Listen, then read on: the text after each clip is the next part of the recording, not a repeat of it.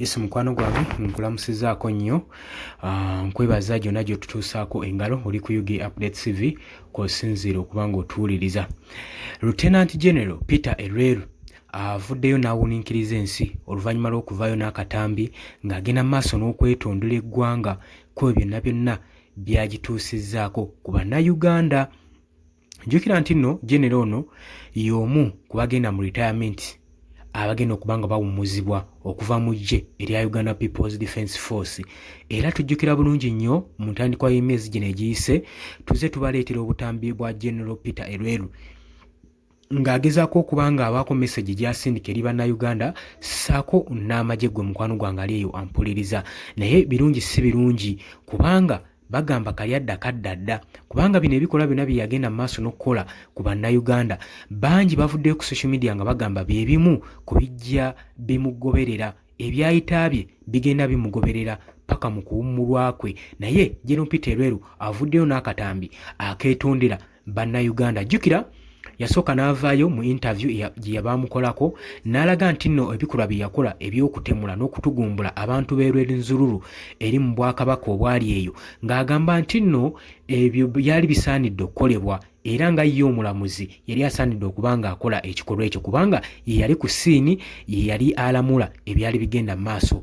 Nkuleetedde obutambi bwe ngenda kuleetera akatambi nga bamukolako interview olabe engeri gye yali akakasaamu nga mumativu n'ekikolwa kye yagenda mu maaso n'okukola ekyokutugumbula abalwenzururu eyo.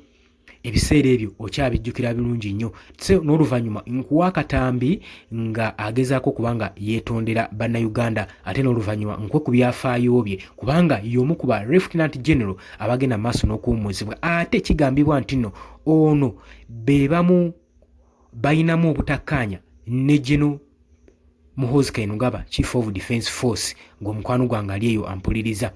So ensonga bwe zityo bwe zikyali naye nga ngenda kubanga nkuwa obutambi bwe osobole okuba nga obuyisaamu amaaso then n'oluvannyuma nsobole okubeera nga nkuggusa ku byafaayo bya General ono agenda okuba nga awummuzibwa wabula nga tannawummuzibwa agenze maaso yeetondera bannayuganda ku bibi byabakoze ku bikolwa eby'effujjo eby'okutugumbula byonna ebyamusobako.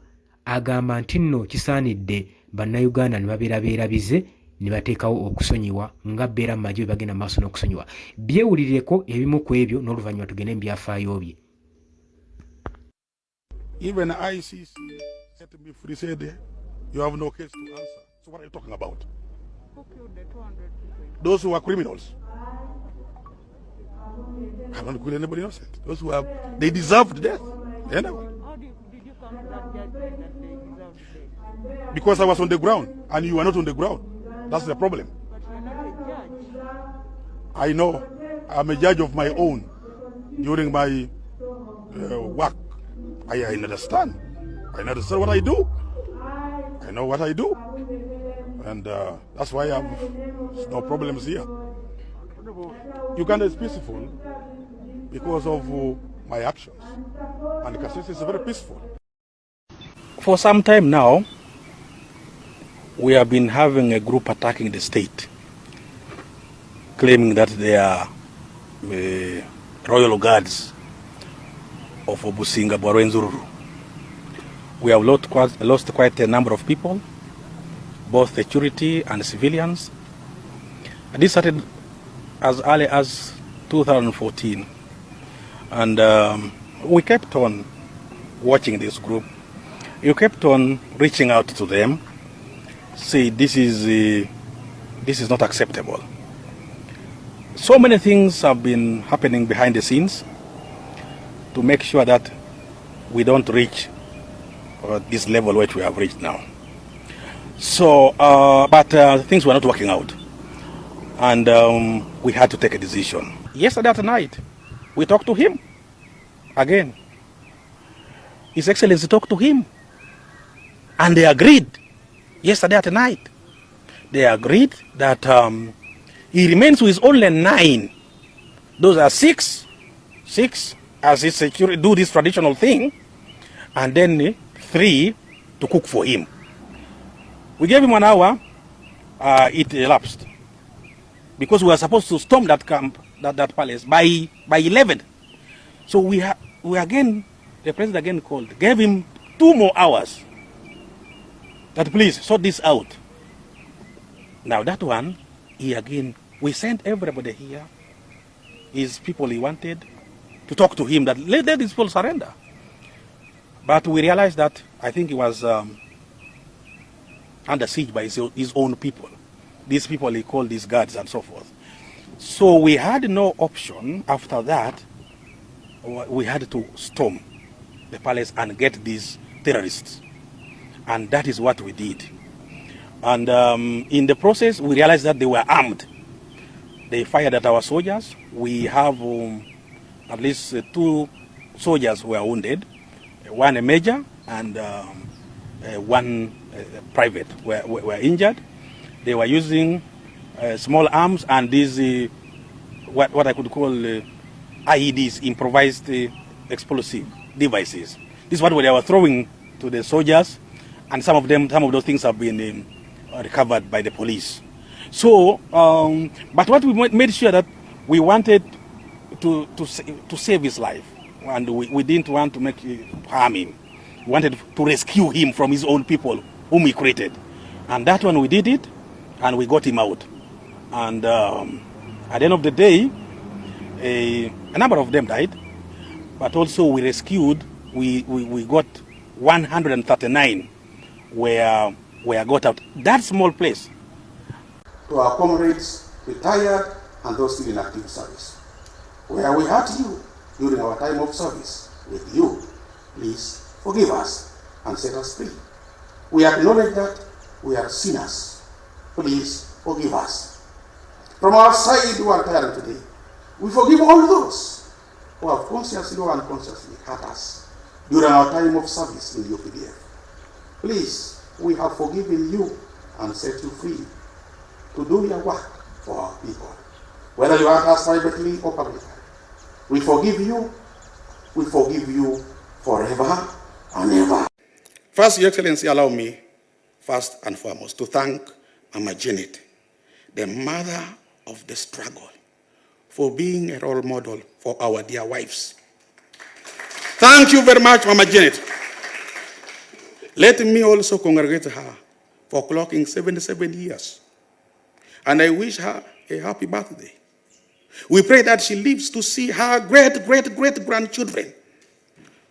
For it is through her resilience and humility during the years of Ronansa and NRA struggles that enabled you, the father of the struggle, to remain focused and continued to and committed to the struggle while she took care of the family. I have no doubt in my mind that it is her exemplary performance as a mother that has also enabled our wives to manage our families when we are busy with our duties.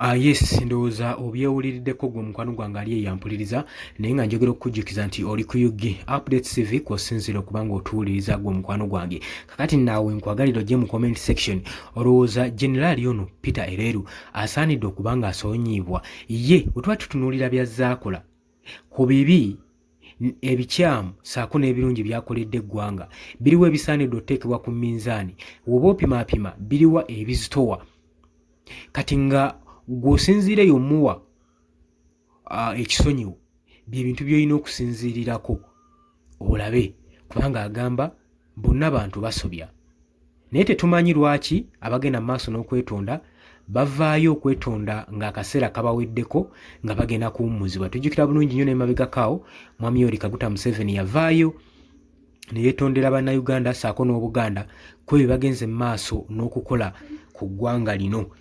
Naye bino baabikola nga baba First Family olw'ensonga nti nno balaba muzeeyi Yoweri Kaguta Museveni atuusa akaseera ak'okuwummula naye ate bakulaga nti mu kalulu ka 2026 agenda kwesimbawo.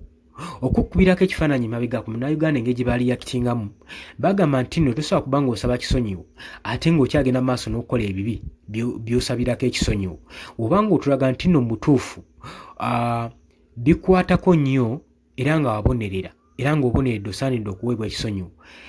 Ta ba political prisoners b'ovunaana obwemage. Ezo ze zimu ku dimandi z'Abannayuganda saako n'Abaganda ze badimandinga okuwa mwami Yoweri Kaguta Museveni ekisonyiwo. Kati ku Lieutenant General ono Peter Eleru gulowooza dimandi ze ziyinza kuba nga zeesigamyewa era nga ziri luddawa ye oba omuwa ekisonyiwo okusinziira ku ki?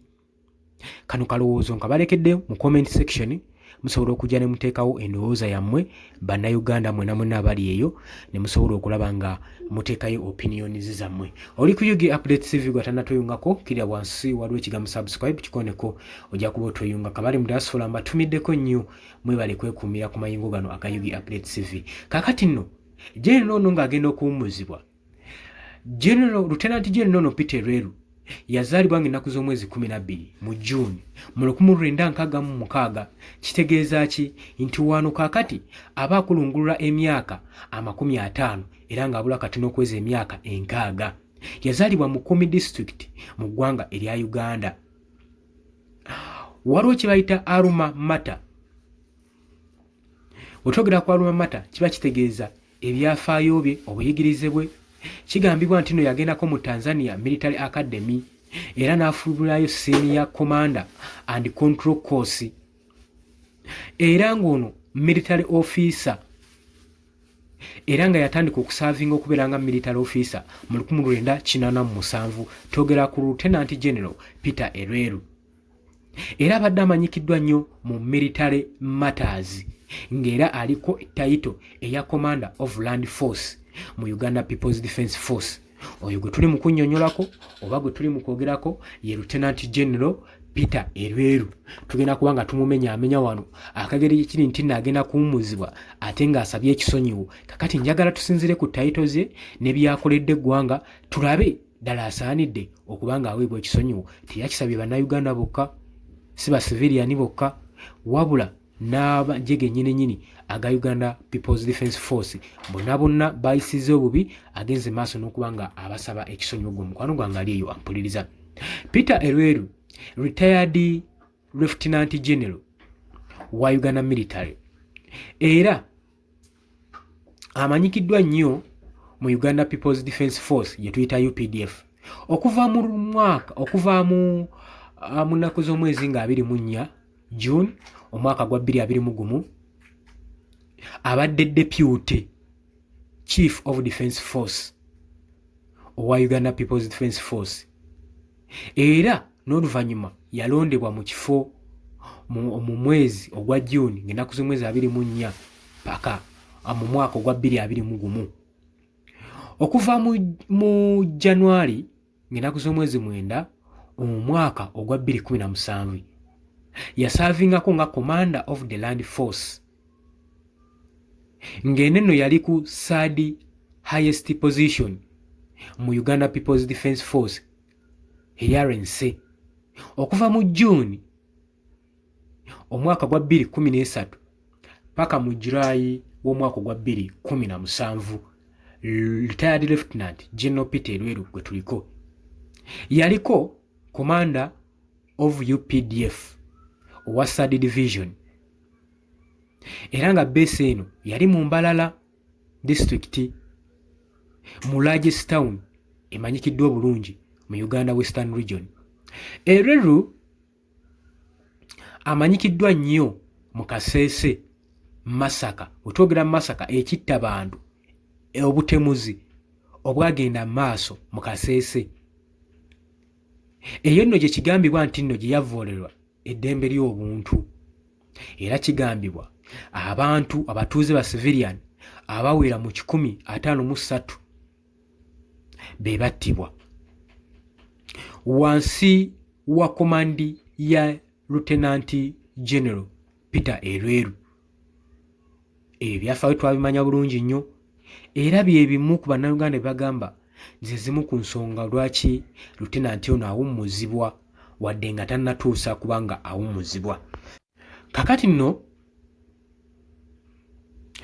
kigambibwa nti n'oluvannyuma yalangirirwa wetuba twogera ku military career ye ebyafaayo bye nga ye military officer biyimiridde bitya mu kaseera kano ng'agenda okuwummuzibwa. Kigambibwa nti yajoyininga Uganda military mu 1987 era ng'essomo lye lye yasookera ddala okwatendinga mu military academy yali Tanzania Military Academy mu Muduli Monduli era yapostingibwa nnyo mu military interactions e Kabamba. Mu 1995 yatransferingibwa ku Gaddafi Military Barracks mu Jinja nga cadet officer school ku cadet officer school e Jinja era yasavinga nga commander within the UPDF we yagenda maaso n'okuintervinga mu Zaire n'agenda maaso n'akola overthrow mu Butu Sese Seko. Ono olutalo lwe yalwenyigiramu nnyo era ye yasuula Zaire mu Butu Sese Seko bye bimu ku bimujjukirwako ennyo.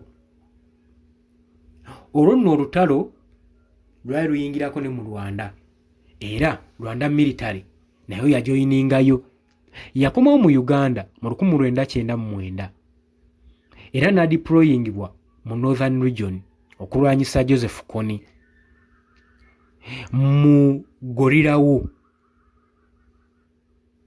era yajoyininga Lord's Resistance Army.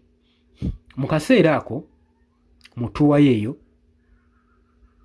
yakubibwa ekyasi ku mugongo gwe. Kigambibwa imbu yakubibwa ekyasi mu lutalo lwa Kony eyo mu Northern Uganda. Oluvannyuma lwa Uganda omulundi ogwali gusookedde ddala gwali mwaka gwa 2007 Uganda we yasindika amagye gaayo mu ggwanga erya Somalia egwali omulundi ogusooka omwaka ogwo mu Under African Union Mission to Somalia. Lieutenant General Peter Elweru yakomandinga First Uganda Military okubanga bagenda mu Somalia. Yareceiving commendations okuva mu Uganda People's Defence Force, Chief of Defence Force General Katumba Wamala olw'omulimu gwe yagenda maaso n'okukola mu ttuwa yeeyo. Mu June mwaka gwa 2013 yalondebwa okuba commander of the second UPDF division base mu Mbalala. Naye ng'ekyo tekinnabaawo yali asavinze nga commander of UPDF mu 3rd division base mu Moroto. Mbawe ebyafaayo bye kubanga y'omu ku banene abagenda okubanga bawumuzibwa abaliko question mark era nga bangi bagamba teyandiwumudde olwa military career ye ne expertise ne skills ne experience gy'alina mu magye eggwanga lyalibadde limwenyumirizaamu nga high ranking officer ow'eggye ly'eggwanga ekkulu erya UPDF.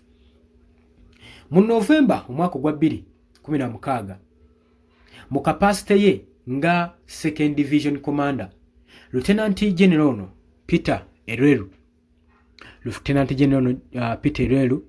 yakomandinga UPDF troops amagye aga UPDF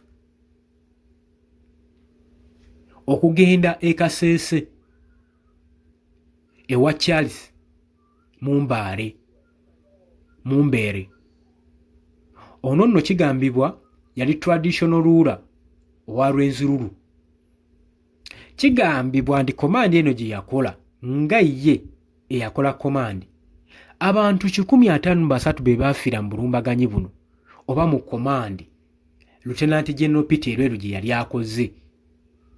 Era kyenkana kwagala kusuula bwakabaka bwa Rwenzururu. Muno nno mwalimu abaana abato abaafa, mwalimu n'abo abatalina musango kwegamba abaasanga nga bali mu kifo ekikyamu ku budde obukyamu.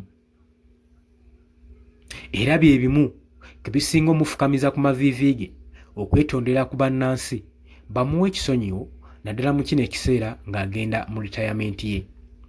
Major General Peter Elweru mu kapasite ye nga UPDF Land Force Commander biseera ebyo yakola first visit ye okukyalira eri UPDF troops mu Somalia under Misom Wednesday lwali lunaku lwa kusatu ng'ennaku z'omwezi 22 omwezi ogwa Maachi omwaka gwa 2017 we yakolera olukyala mu Somalia. Akageri gye kiri ntino yali akomandinza amagye gano ogende Somalia. Okusinziira ku spokesman owa Uganda contingent mu Somalia, General eno okukyala kwe yali agendereddwamu okucekinga ku operational tempo wa operation zonna okuzongera amaanyi, okubazaamu moral, okuzaamu abaana n'abamagye moral n'oku-updatinga amagye mu byokulwanyisa mu skills ku ngeri oba ne situation bannayuganda amagye ga Uganda gye gaali gayitamu mu Somalia. Bino byonna binaamujjukirwako. Mbisoma bino osobola okuteekawo jjaajiyo mu comment section oba gwe omusonyiwa oba ng'osaanidde okuba ng'abonerezebwa. Mu February omwaka ogwa 2019 kigambibwa nti abasajja 2,000 n'abakazi mu Uganda People's Defence Force bafuna promotion. Lieutenant General Peter Elweru yali omu kwabo abapromotingibwa ku ranks ez'amaanyi era n'afuulibwa Major General okubeera Lieutenant General. Oba okitegeera ekyo kati ebyafaayo by'omusajja ono bizze byekulungulula. Mulimu ne ba generals bangi abalala abapromotingibwa naye mu kaseera kano twogera ku Lieutenant General Peter Elweru. Kigambibwa nti mbu olw'ebyefaayo bye bino jjukira nti nno kati ennaku zino kizibu nnyo munnamagye okuyita mu process ezo zonna. Abasinga basoma bitabo nga tebafunye na buyigirize na bumanyirizo ne bajja ne basobola okuba nga batuntuza eggwanga. Naye n'ebyafaayo bye bizze bijja birinya level ku level, step by step. Unlike ng'ebya Chief of Defence Force kubanga ye apromotingiddwa ku speed, watali wadde experience, watali wadde kusamba nsiko. Kati y'ensonga lwaki olaba waliwo omusittale n'embiranye y'amaanyi wakati wa General Peter Elweru saako ne Chief of Defence Force mutabani wa Mwami Yoweri Kaguta Museveni Muhoozi Kainerugaba. Naye ng'era oba obitunuddemu olaba ku bombiriri ani yandirespectinze munne kubanga waliwo abantu nga balwanirira ggwanga lyabwe ate nga waliwo abamu maje nga balwanyisa ggwanga lyabwe. Ekyo oteekeddwa kimanya. Oli ku UG Updates TV kwadde osinza obanga otuwuliriza, jangu mu comment section bw'atannatweyungako kiriya wansi waliwo ekigambo subscribe, kikooneko obeere ng'otweyungako. Mbagaliza olunaku olulungi, mweraba. Tujja kuba nga tukomawo.